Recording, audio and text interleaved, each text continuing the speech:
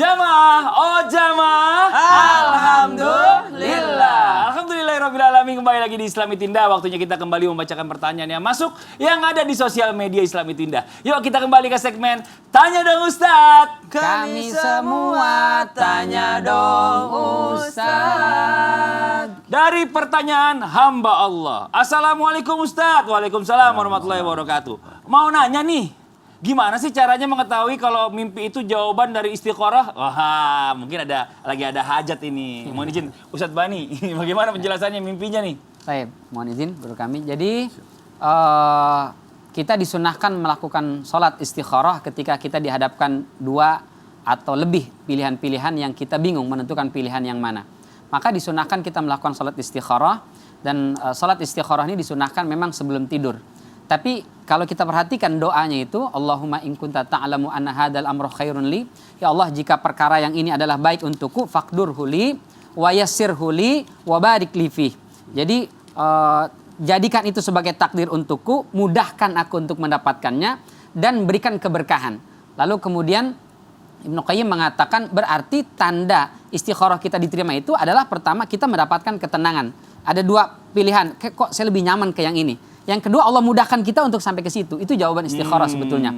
Jadi bukan berarti jawaban itu pasti dalam mimpi. Jadi kalaupun ada mimpi Allah hadirkan, berarti itu menjadi bagian dari jawaban untuk dua tadi. Yeah. Allah mudahkan dan Allah tentramkan hati kita ke sana. Sehingga kalau tidak mimpi malam itu bukan berarti istikharahnya nggak dijawab. Yeah. Gitu. Intinya nggak melulu dalam mimpi juga tidak dijawab. Harus dalam mimpi, ya. gitu. Mungkin dalam keyakinan kita tiba-tiba hati kita kok lebih mantap ke dia ya. Betul. Itu juga petunjuk dari Allah seperti itu ya. Masya Allah. Terima kasih banyak. Kita masuk ke pertanyaan yang berikutnya dari Instagram hamba Allah.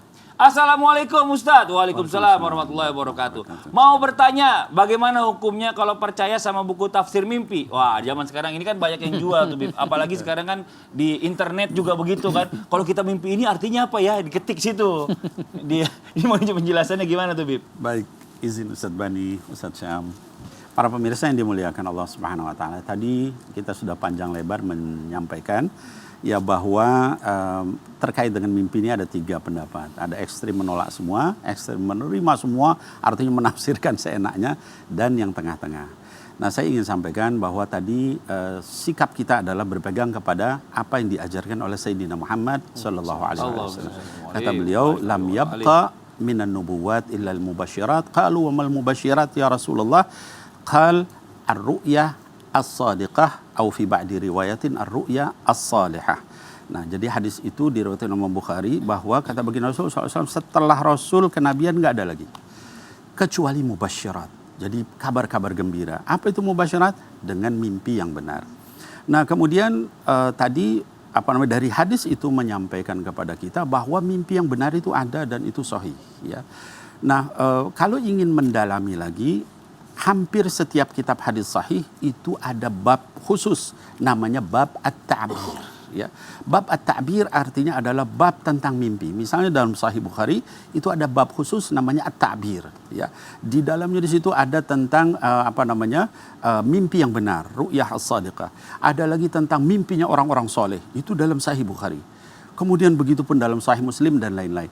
Nah, kalau tadi ditanyakan kitab, rekomendasi saya cuma satu yang terkenal dan paling bagus, paling lengkap, paling sahih, yaitu Tafsirul Ahlam lil Imam Ibn Sirin. Wallahu a'lam bishawab. Masya Allah. Terima kasih banyak Habib atas penjelasannya. Dan kadang-kadang memang begitu juga ya buat jamaah juga yang nonton, setiap orang mimpi yang mungkin kelihatannya sama, tapi maknanya bisa berbeda tergantung siapa yang memimpikan itu. Dan ini Masya Allah. Waktunya sekarang kita mendengarkan muhasabah sekaligus doa oleh guru kita Ustadz Syam. Tafadhol Ustadz Syam. Bismillahirrahmanirrahim. Tabe guru-guruku. Jamaah Islam itu indah yang dimuliakan Allah Subhanahu wa taala. Banyak orang menunggu bermimpi untuk bisa mendapat hidayah. Padahal hidayah yang sangat nyata, ada Al-Quran, ada As-Sunnah, tidak diikuti dengan benar. Mereka menunggu mendapat wahyu dari mimpinya, mendapat petunjuk dari mimpinya. Padahal petunjuk yang sebenar-benarnya sudah terpampang nyata di hadapannya. Sangat tidak sulit mendapatkan Al-Quran di negara kita ini. Jamaah Islam itu indah, ke kamar anak ada Al-Quran, ke kamar orang tua ada Al-Quran, di ruang tamu ada Al-Quran, di mana-mana ada Al-Quran. Itulah petunjuk yang sebenar-benarnya. Lalu ada juga sunnah baginda Nabi Muhammad sallallahu alaihi wasallam. Untuk apa kita jauh-jauh ke goa, naik gunung untuk bertapa, untuk menunggu mimpi daripada ulama-ulama yang kita yakini itu adalah ulama? Bisa jadi itu adalah gangguan syaitan. Padahal sudah jelas tuntunan Al-Quran dan tuntunan sunnah baginda Nabi SAW untuk kita pegang teguh sebagai petunjuk sampai ke surganya Allah Subhanahu wa ta'ala. Bismillahirrahmanirrahim. Alhamdulillahi Rabbil Alamin. Allahumma salli ala Sayyidina Muhammadin Nabiyil Ummi wa ala alihi wa sahbihi wa sallim.